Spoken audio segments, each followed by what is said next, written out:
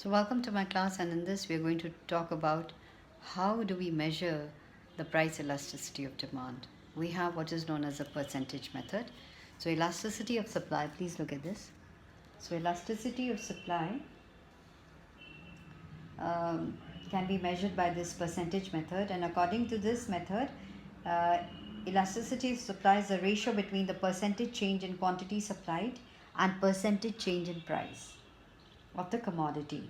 So it can be expressed as either ES is equal to percentage change in quantity supplied divided by percentage change in price.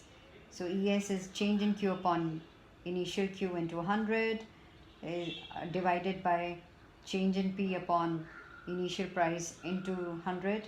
What you get is change in Q upon Q divided by change in P upon P. And if you multiply that, you get the formula that is change in Q upon Q into P upon change in P, or you can write it as change in Q upon change in P into P by Q. So what is change in quantity supply? That is the new quantity minus the initial, and Q is the initial quantity. Same with change in price. Change in price is the new price with the initial price, and P is the initial price. Now we must sorry, I didn't show you that. I've been rattling it out. Just have a look at this once again. Okay, that's how we go about it. That's the formula. So the formula actually comes to change in Q upon change in P into P by Q. And what one has to note is that price elasticity supply is always a positive number because price and supply move in the same direction.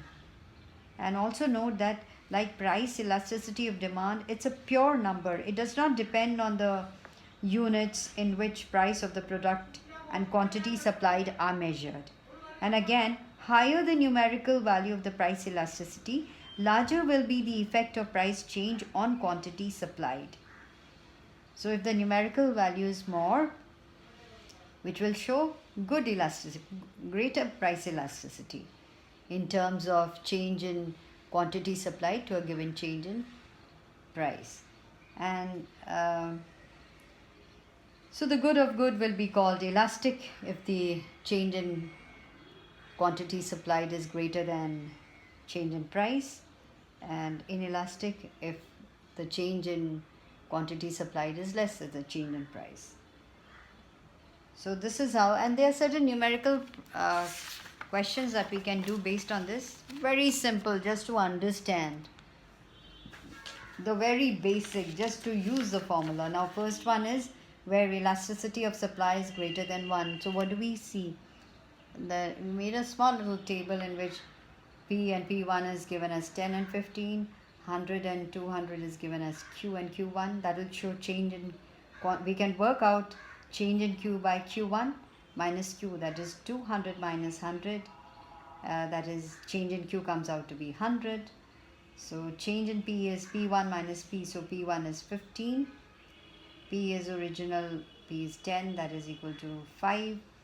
So now you can put it in the formula, and in the formula what did you get is 100, change in Q is 100, change in P is 5 into 10 upon 100, and what you get is 2. The elasticity of supply is 2. So it is elastic. It shows elasticity, which means that ES is greater than 1.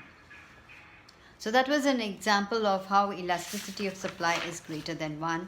And now we can find out the other one is that elasticity of supply is equal to 1. Is that so? Is it equal to 1? Yes, it is unitary elastic.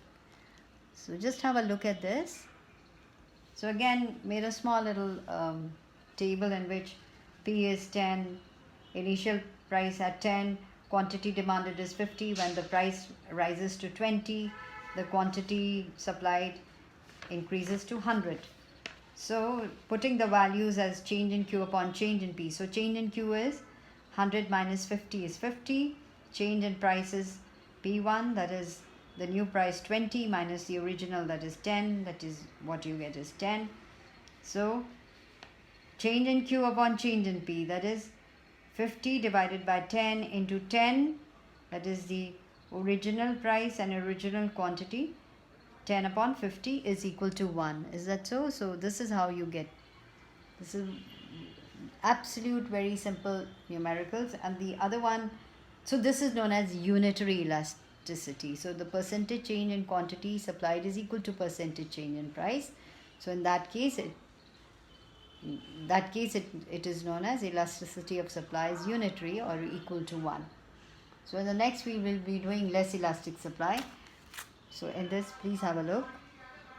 So in this, what we find is that here again, when the price is 10, the quantity supplied is 100. When the price increases to 20, quantity supply increases to 150.